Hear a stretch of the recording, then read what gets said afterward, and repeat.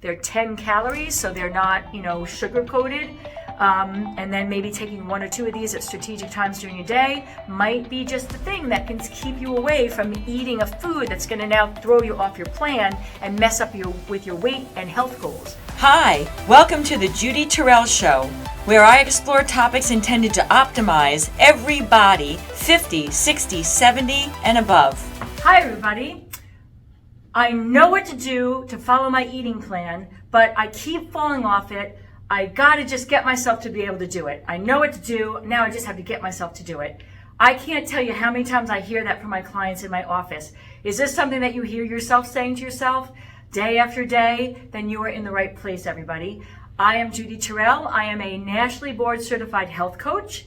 I have a master's degree in counseling psychology, and I specialized in the behavior of addiction.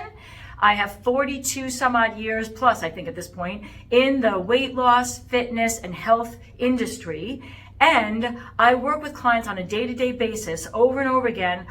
I design eating plans for them. I design exercise plans for them. And I hear over and over individually from them, I had success. I started off strong. I know what to do. Now I just have to get myself to do it. And they'll leave my office thinking that magically now somehow they're going to be able to intervene and get themselves to do what they're struggling to get themselves to do to follow their plan. That's very frustrating, it's very exhausting, and it doesn't result in the positive results you're after. So I always tell people, I'm like, listen, knowing what to do is half the battle. You have to have the right plan. You have to have the right eating plan, the exercise plan that's got to be designed for you. That's for your goals. It's for your maximum optimal health.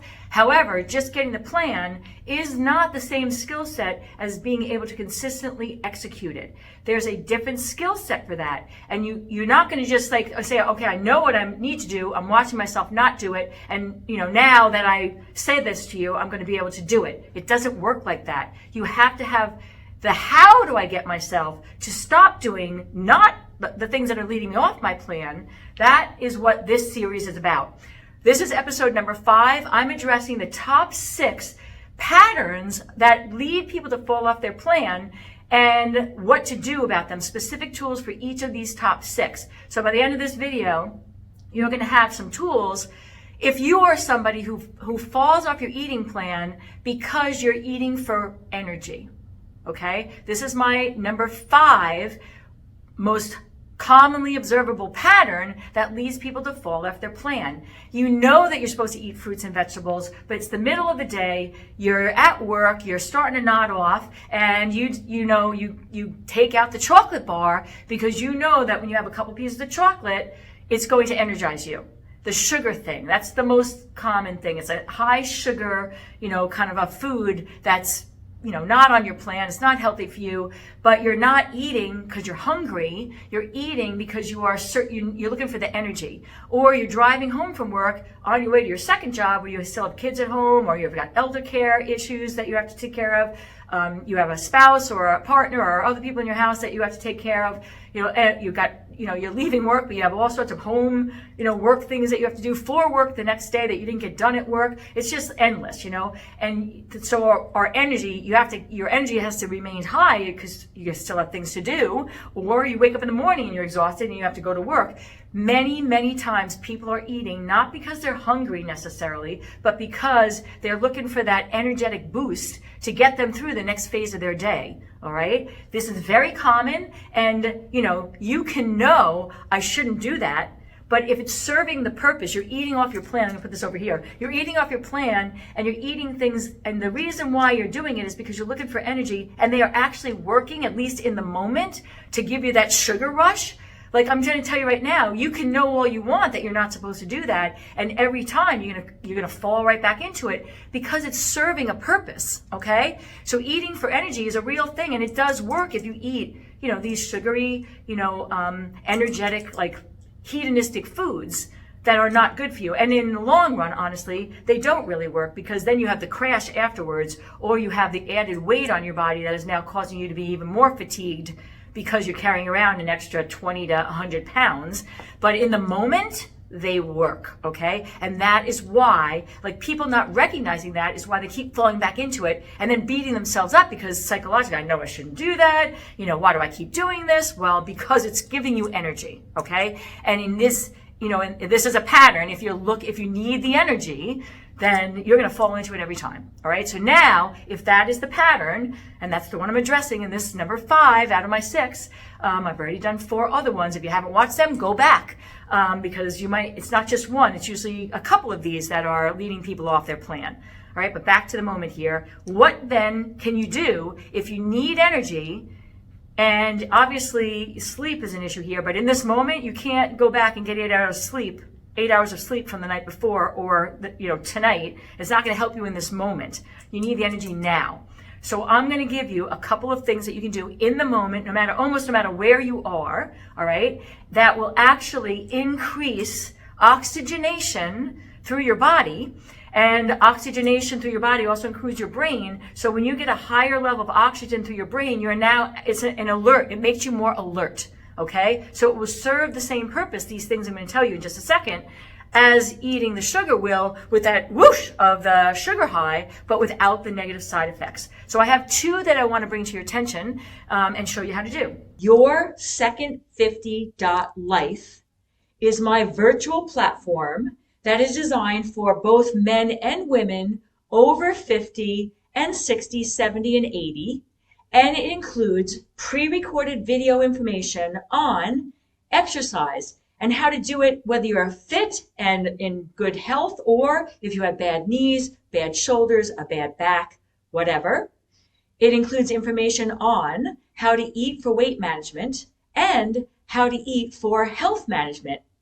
It includes information on the psychology of aging and what do we need to do in our heads, because let's face it, this aging thing is not for the faint of heart.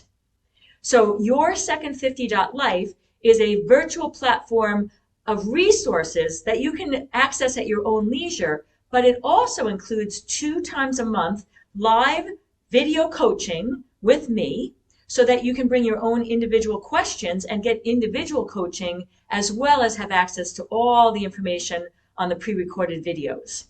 So please check it out, because we're all in this together and we got this.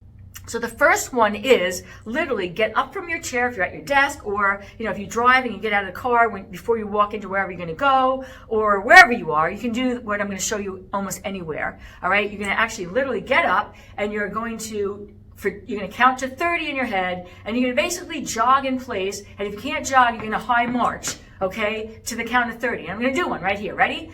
1, 2, 3, 4, 5, 6, 7, 8, 9, 10, 11, 12, 13, 14, 15, 16, 17, 18, 19, 20, 21, 22, 23, 24, 25, 26, 27, 28, 29, and 30. All right, that was 30 seconds.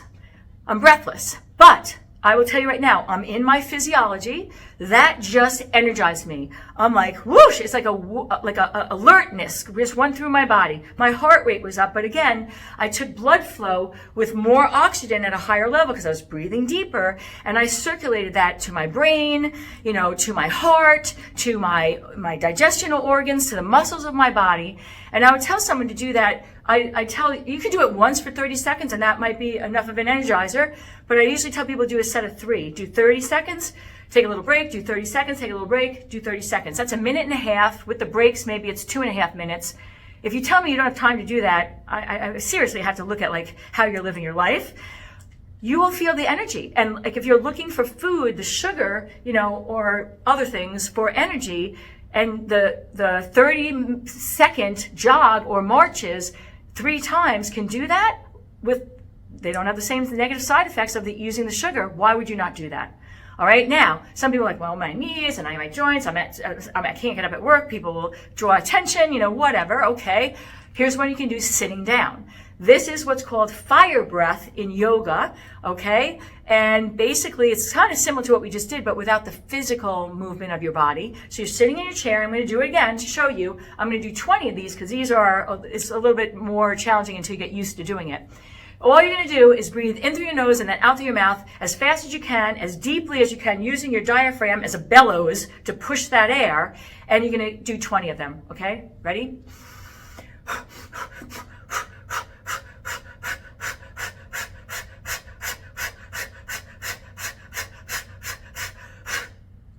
All right, so now you could do that driving at a red light before it even turns green. You can do that sitting at your desk. You could go into the bathroom in a restaurant before you order something off your plan because you're so exhausted, tired, and then do that in a stall. No one's going to know. You can do that just about anywhere. And again, I would say you can do one set of 20, but I would recommend doing 3 sets of 20 on the breathing because you'll feel it. You can do it right now when you get done with this video, and immediately it's an energizing rush, but it's oxygenating your body and oxygenating your brain, which is going to help to make you more alert without the side effect of the crash if you use the food for doing that later, okay? There's no negative side effect to the 2 techniques I just showed you, and they do oxygenate you and then therefore energize you. And of course, go outside and take a 20-minute walk in nature or around your building at work, of course, would be even better. But most of my clients, that is a barrier. I don't have that much time, or if I have my lunch break, I only have this much time. It doesn't leave me enough time to eat lunch and, do the walk. But you could do the 3 30-second things at your desk, right, before you start to eat to get yourself some energy, so that now you're not looking to the food for the energy. Or really, it's not mealtime where this usually happens. It's usually in between snacks and the grab and go things that you're now doing because you're trying to, wake up because you've got more to do before your day is done. All right. Now I have a second tool to use, and this might be controversial, but I'm gonna introduce it first. So the newer research shows that the equivalent of up to 4 cups of coffee in terms of caffeine milligrams per day has now been positively correlated with less risk of dementia and possible Alzheimer's and definitely cognitive decline. All right, so coffee's always had the skull and crossbones now, but now, more current research is showing caffeine in itself, not necessarily coffee, but the caffeine is in coffee and other things. So caffeine isn't like the negative that it used to be thought of a few years ago. Now, if you've got an anxiety disorder, caffeine can upregulate that. You might not want to use caffeine, but I'm going to tell you, you can get, I know online, I recommend some of my clients get, there's on Amazon, you can get little mints. These are, one little mint is 80 milligrams of caffeine. That's the equivalent of 1 cup of coffee. They're 10 calories, so they're not, sugar coated. And then maybe taking 1 or 2 of these at strategic times during your day might be just the thing that can keep you away from eating a food that's going to now throw you off your plan and mess up with your weight and health goals.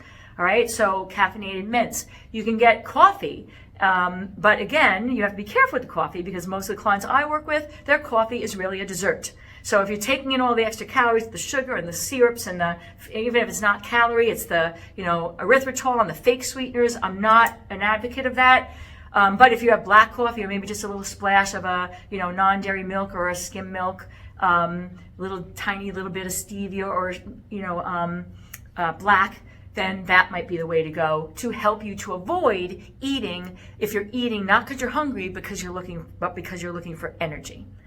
All right, everybody. So that is my episode number 5, my 5th most common pattern for why we eat off our plan, even though we know what to do. I have 1 more to go. Please stay tuned for that one. We got this, stick to our plan eating with the right tools. All right, everybody. See you in the next video. And if you would like to have access to some of my additional resources, I can be found at Facebook, Instagram, YouTube, and on my website, www.judyterrell.com.